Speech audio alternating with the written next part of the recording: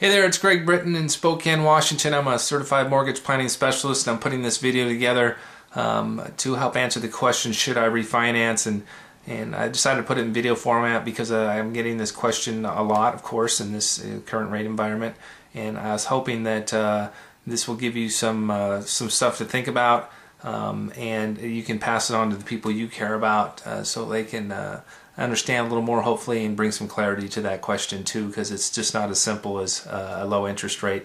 You got to go more in depth than that to really know if there's value in it for you. So basically how I want to break this down is I want to talk about 4 areas, and one of them is interest rate, and I want to talk to it mostly about how I'm going to talk about it is mostly where they come from and how it's determined, what rates are, to give you an understanding of how that works. And then I want to talk about the cost of borrowing money, and I'll define what that is. And then I want to talk to you a little bit about guideline and lending changes and things you can do and challenges you may face and things you can do up front to overcome those challenges. And then the last thing is I want to tie it all together. And the fourth part is probably the most important part, so make sure you watch through the end here. If we get started with rates, basically mortgage rates are, well, I'll tell you what they're not. They're not controlled by the feds, the federal government. They're not controlled by the Federal Reserve banking system. They are not based on Treasury securities. Those are the 3 most common things I hear, and they're all wrong.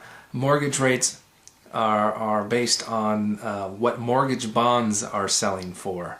And mortgage bonds are sold, issued by Fannie Mae, Freddie Mac, the 2 government-sponsored entities who keep their purpose is to keep banks full of mortgage money to lend to us. And the way they raise that money is through the sale of mortgage bonds.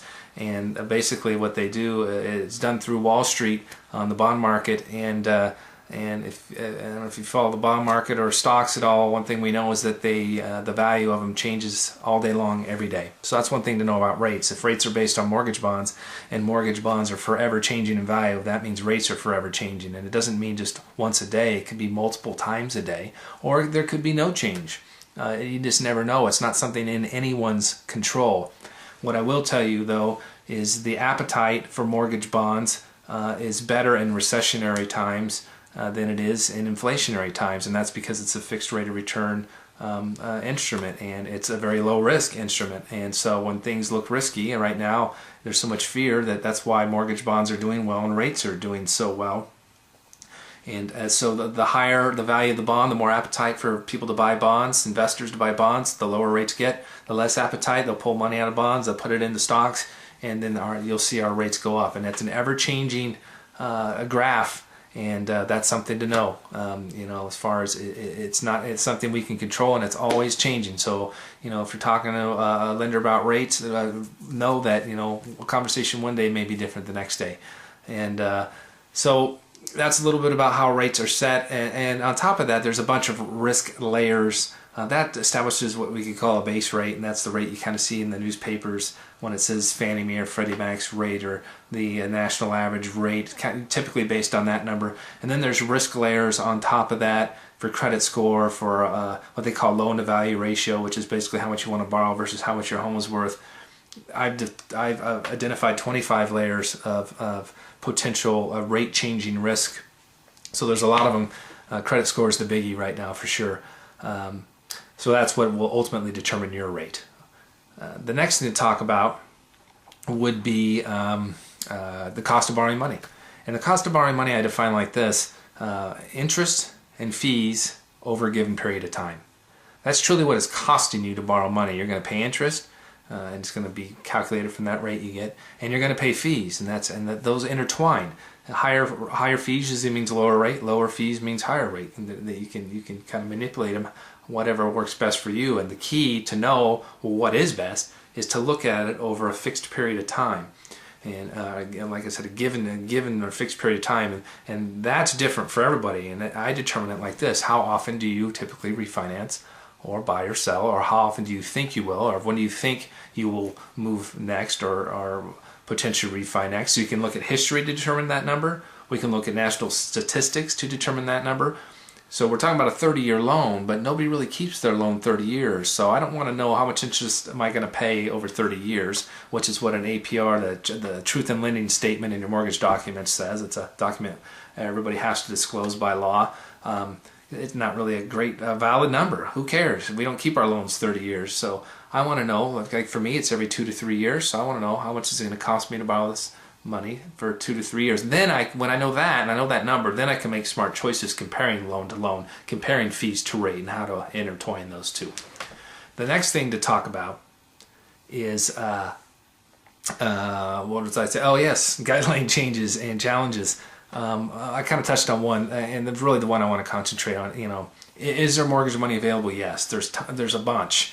It's just it's available to a smaller group of people. And there's more penalties involved. Like I said, credit score is a biggie, and the reason it is because your credit score, well, if you've heard of FICO score, that's Fair Isaac Credit Organization. The FICO organization put together a model, a very complex model, that spits out a score for people. And what's interesting and what's not really well known is that the score is actually a prediction. It's based on some history, but it's actually a prediction of how likely you are to default on a credit obligation in the next 2 years. How likely are you to go 90 days late or more, which is coincidentally when foreclosure starts, over the next 2 years. And that's why banks are putting so much clout in this, because that's exactly what they want to know. Are you going to pay us back or not? What's the likelihood? And the FICO score was developed for that, to answer that very question. And so the higher the score, the less likely you are to default. The lower the score, the more likely you are. And so having a high score before you apply for a loan is key. And there's a lot of sites, and I can help you out with that too, as far as how to potentially raise your score or point you in the right direction for some help. Okay, and then so now we want to tie this all together. So then you know a little bit more hopefully now. The question is still, is it right for me, and is it the right timing, and how I approach this. This question with my clients is I pose it this way to start. What's important about refinancing to you?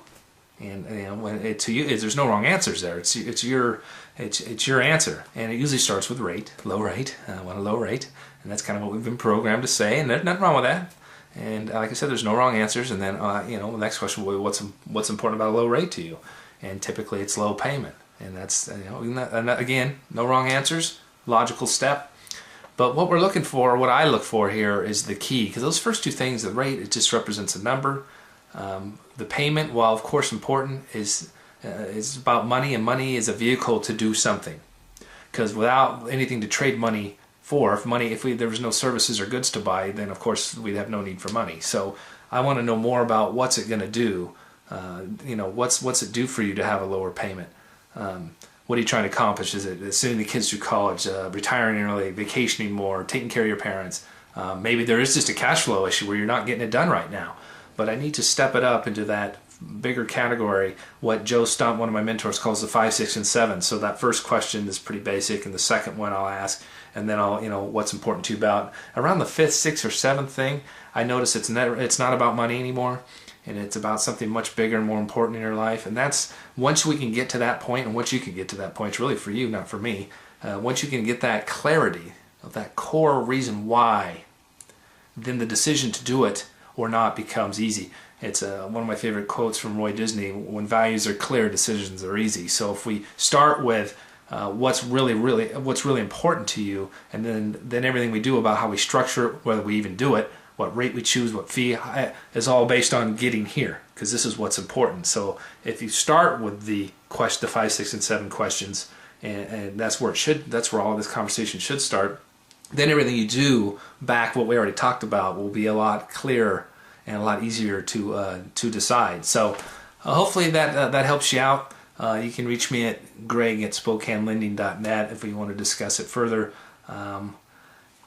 This is just all meant to again bring some clarity, and I know it's a tough question sometimes, so make sure you get a loan professional who asks you these good questions, and I wish you all the best. Good luck to you.